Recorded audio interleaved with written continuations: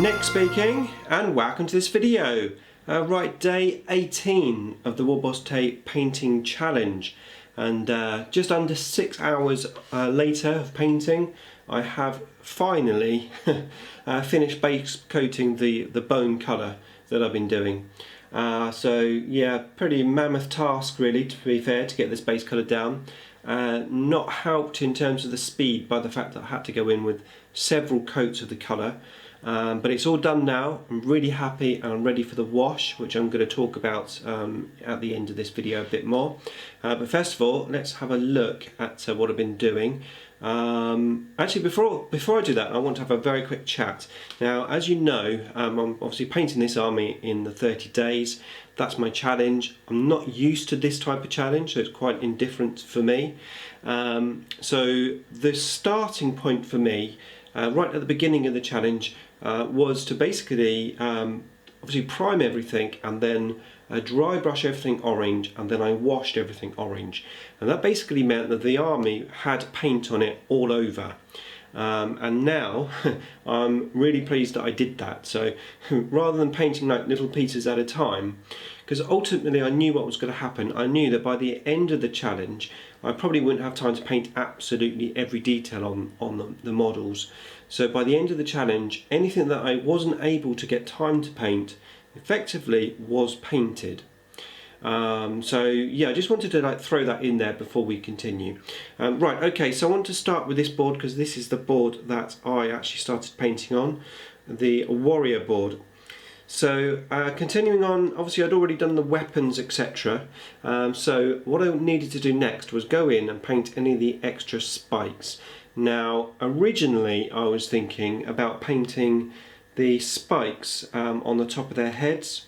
But when I looked at it, those old style warriors had a lot of spikes on the top of their heads, not only to the sides, and quite big ones, but also at the back as well. And I thought if I just paint all of those bone colour, I'd end up with like a bone looking army more than an orange looking army.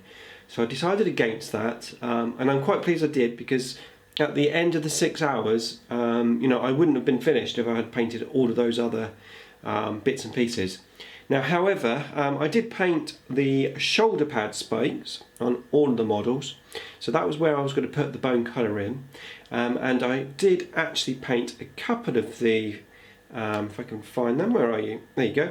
So I did paint a couple of the side pieces on the helmets. Now, the reason why I did that was those guys there are holding the splinter cannons. So when I've got my units on the table, it's going to be easy to pick out which ones are the splinter cannons. So that's why I did it on those, but those are the only ones. Okay, so coming in, obviously I did the newer warriors. Not that much bone on there, to be fair. You know, they had a few shoulder pads, but what I did discover is that these newer warriors had, if I can pick one out, but on the bottom they had like these little hooks. Now, I'd already painted the hooks bone colour on my raiders, so I thought it was only right that I painted all the hooks. So I went in and I painted all of the hooks on the warriors in this bone colour as well, just to match them in. Did a few little details on the HQs, on those like bits hanging down there. On the Archon, again, he's got a few little hooks.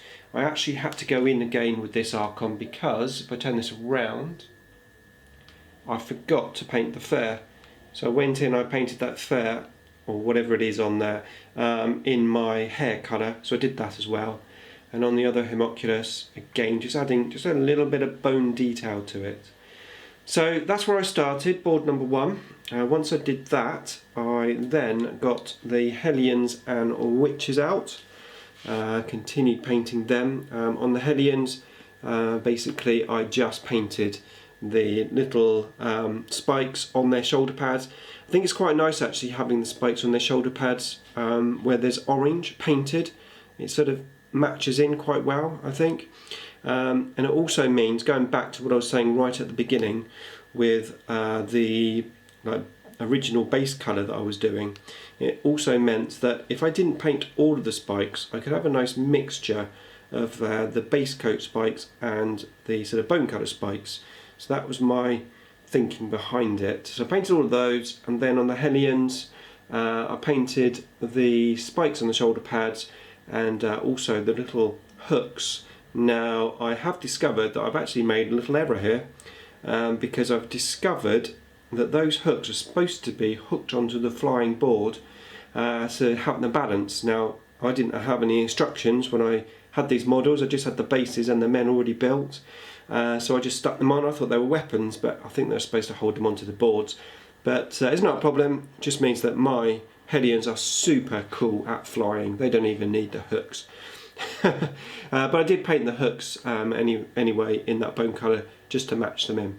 So that was that board there. I then moved on, just going to get a bit closer. Okay, I then moved on to this board, and as you can see straight off, my Kronos has some bone colour. So yeah, yesterday I said it was almost impossible to paint that bone, so I didn't know what to do with it. I've thought about it. I came to the decision that that at the top just has to be bone. It's the only option, so I just went for it. And in the end, although it was tricky, it wasn't too bad. I mean, so I had to do 4 or 5 coats on there just to build up the colour, but I am really happy with it, and now that really does look different from the Kronos, so I'm very happy with that. Just at the back there, I just painted the little shoulder pads, and that was pretty much it for that board. And then I went on to the last board. The scourges were already completely finished from what I did yesterday, so it was time to work on these grotesques. So I went in and I basically just went in and did their toenails, I did their teeth, I did the spikes coming out of the shoulder pads, and I did their fingernails as well. So now I've got some nice detailing on that unit. So I am really happy with how they're looking now. The only colour that's not on there, as previously discussed, is the Dark Eldar skin, but I'm sort of running with that at the moment. I did have a suggestion about putting the Dark Eldar skin on the towels, which I actually quite like that idea, but although it would mean that the models would have skin colour on, it also would mean that from the front you wouldn't really be able to see the skin colour anyway, so I don't know that it would actually bring that much to it. So I'm just going to run with no skin colour. It sort of works. I mean, they've been experimented on, and we could just say that the skin's changed to that browny colour. So I'm not going to do any skin on them at this stage anyway. It may change, but that's what I'm thinking at the moment. And that was it. That was my complete, as I said, just under 6 hours work. So I'm really happy. The army is definitely coming together now. And the next thing to do is to do some washes, which I want to talk about next. So I've been doing some more testing. I had quite a nice suggestion from the 40k Orcs, and he suggested trying an orange wash, so I thought that was a pretty cool idea. So that's what I've done. So yeah, I went in and did some testing on this Howling Banshee. That's how the orange wash came out. It's pretty cool, but to be fair, I think it's a bit too orange. I think it takes away from the bone colour. So I retested the last 2 colours which I had to choose from. So the top one there is the sepia wash, the bottom one is the flesh wash. I have decided to go for the flesh wash because I think it maintains the bone colour, but I also like the sort of very slight orangey browny tinge to it that it has. So that's the colour I'm going to use. I'm going to go into the whole army next, and I am going to wash that bone colour. It will be a controlled wash. Now the last time I washed the whole army in the orange wash, it took me 7 hours. I'm not envisaging this wash to take so long, but I think it's going to take a good number of hours because there's quite a lot of detail there, and obviously I've got to be fairly careful just to make sure it only goes on the bone colour. But that's tomorrow's project. Right, today we need to just run over the question. So day 18 question is, many of Games Workshop licenses have been or are being turned into video games. Warhammer Total War, Battlefield Gothic, Warhammer Quest, Mordheim, etc. What kind of video game would you like to see? Could be from any fictional universe. What kind of genre would it be? First person shooter, platform, role playing game. What would the gameplay be like? What would the story be? Okay, so as you may know from some of my previous Q&As, I don't do video gaming. I just don't have time for it. I do have a PlayStation 2 from many years ago, and I must admit I really enjoy playing Lego Star Wars. I've got the episode 1, 2, 3, 4, 5, 6, played all of those, really enjoyed them. I have tried Batman Lego, that was on my wife's Nintendo. Pretty cool, but not as good as the Star Wars.